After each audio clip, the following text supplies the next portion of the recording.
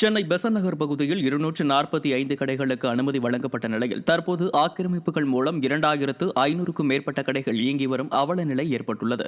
அதிக வருமானம் ஈட்டக்கூடிய கடைகள் திமுகவினருக்கும் அவர்களின் உறவினர்களுக்கும் ஒதுக்கப்பட்டுள்ளதாக குற்றச்சாட்டு எழுந்துள்ளது. மேலும் மாநகராட்சியின் நெறிமுறைகளை கடந்து பொது நிலங்களும் நடைபாதைகளும் ஆக்கிரமிக்கப்பட்டு தற்போது கடைகளாக்கப்பட்டு செயல்பட்டு வருகின்றன. இந்நிலையில் சாலைகள் மற்றும் நடைபாதைகள் ஆக்கிரமிப்புக்குள்ளானதால் பொதுமக்களும் வாகன ஓட்டிகளும் பெரும் இன்னலுக்கு ஆளாகின்றனர். மேலும் மாநகராட்சி அதிக கட்டணத்தை வசூலிப்பதாகவும் வியாபாரிகள் வேதனை தெரிவித்துள்ளனர்.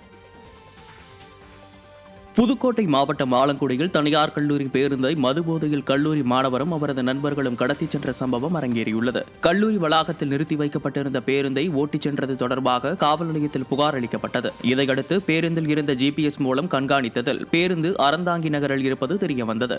இதையடுத்து அறந்தாங்கி அரசு ஆண்கள் மேல்நிலைப் பள்ளி முன்பு நிறுத்தி வைக்கப்பட்டிருந்த பேருந்து மீட்கப்பட்டது. இந்நிலையில் பேருந்தை கடத்திச் சென்ற கல்லூரி மாணவர் மற்றும் அவரது நண்பர்கள் தப்பியோடிவிட்டனர். நிர்வாக திறனற்ற ஸ்டாலின் ஆட்சியில் மதுபோதையால் பல்வேறு குற்றச் செயல்களில் கல்லூரி மாணவர்கள் ஈடுபட்டு வருவதாக பொதுமக்கள் குற்றம் சாட்டியுள்ளனர்.